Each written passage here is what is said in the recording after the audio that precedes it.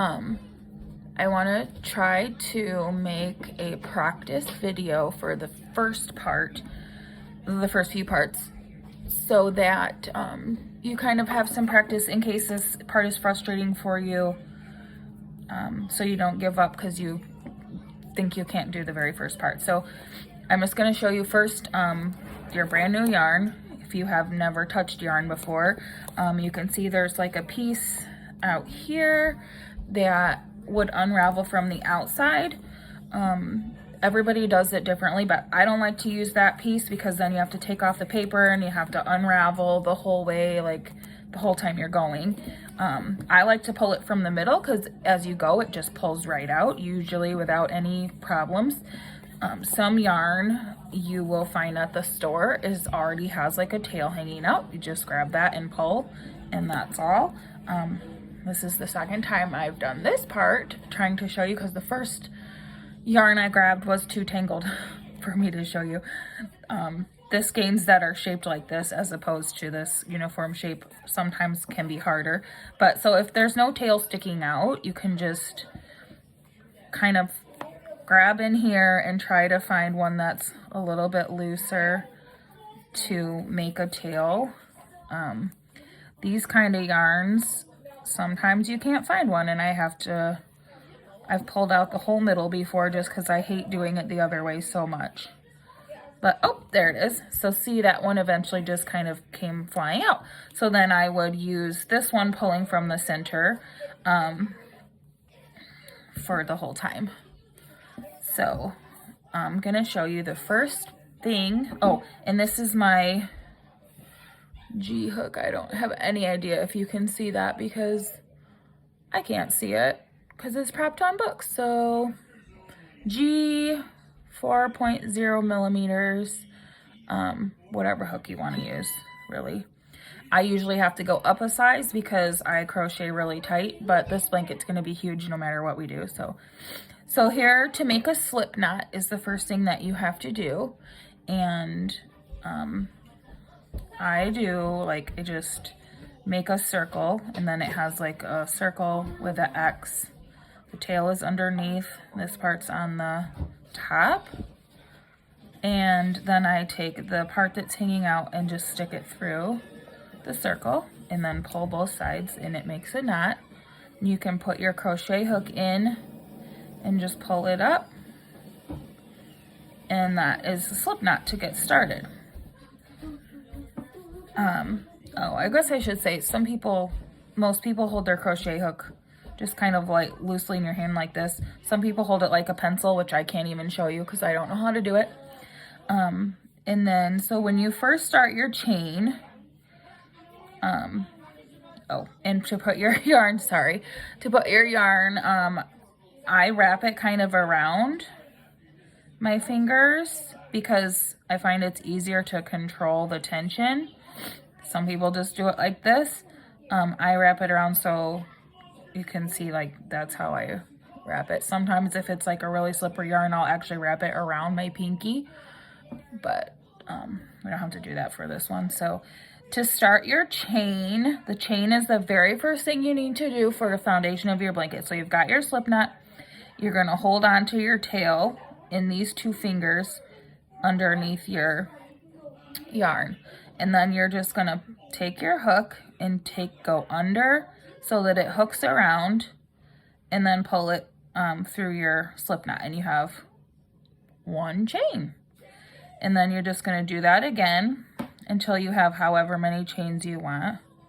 So you just keep on doing it. And then as you go up, you have to move up your fingers sometimes. So chain is the very first part. And I'm not even counting here. We're not going to have to count for our blanket, so I just want to be able to show you.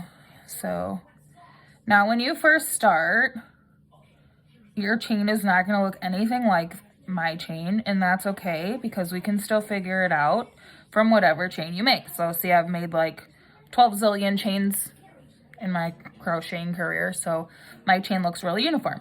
But your chain might be super loose, or it might have uniform and then like a big open hole one.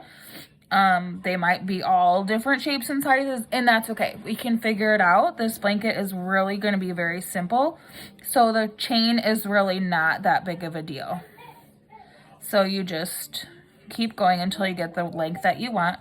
So you move your fingers up. You just put your hook under the yarn so that it hooks around, and then pull it through. And so I have a nice little chain here.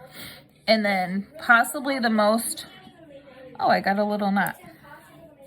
Possibly the most frustrating part is getting your very first row, which you have to do from this chain.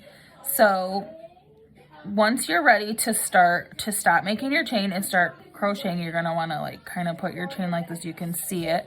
So now you're going to be looking at your chain from the top. The bottom has these ridges. That's underneath your chain. And you want to see the part where the little V's are. So here's the front loop. It's closest to me. That's the front loop. And that's the back loop. So you want to be looking at the little V's. And you're going to we're only going to be doing single chain, which is the easiest possible thing. So you're just going to stick your hook in the center of your V. And then you're going to so I stuck it in the center. I put my hook under again so that I can hook the yarn. And I'm going to go through just the V one. Then I have 2 loops on my hook. And then I'm going to go under again and grab the yarn and put it through both loops. And then you have your first single crochet. And then you're going to just do that all the way down. So then I'm going to find my next V, and I'm going to put my hook through the center. I'm going to hold the chain down, and I've got my yarn up here, and I'm going to go under, hook the yarn, and go through the V. And then I've got the 2 loops on my hook. And then I'm going to go under again and go through both. And so then I'm going to do that through the center of the V again. I've got my yarn here, my chain down here. I am going to go under and go through the V, and then I've got my 2 left, and I go under again, get my yarn, and go through both loops. And then I'm going to do that all the way down until I go through every V. And this part, again, it's not going to look perfect.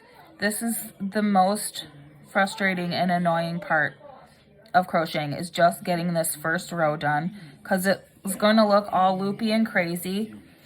And that's just because it's just one row. So it's just starting to get the So it looks like I'm just over halfway done. You're going to start to see your first row of stitches is shaping, and you're going to see that you've got V's up here now on top. They're going the opposite way because you're finishing this row. So you're going to keep going through your middle of your V's, keep this yarn tight, go under it. And I mean, you can practice this as many times as you want. Just make a little chain and just go through this first row. I mean, you could make this however many times you need to until you feel like, okay, I can learn how to go to another row now. And I'm going to show you in a second how to. Okay, so see, I've got my whole base chain. So obviously when we make our blankets, it'll be way bigger than this, but just for practice sake, so that I just don't want you to get started on your blanket and have to make 200 chains and then get super frustrated because you think it doesn't look right. This first one might look wonky, and that's okay because we're going to fix it as we go. And even if it looks wonky when you're done, we can still put a border on it and fix it, so don't worry about it. Okay, so when you do your practice chain, then if you want to just take it apart, crochet just pulls right apart, and you can go right down to your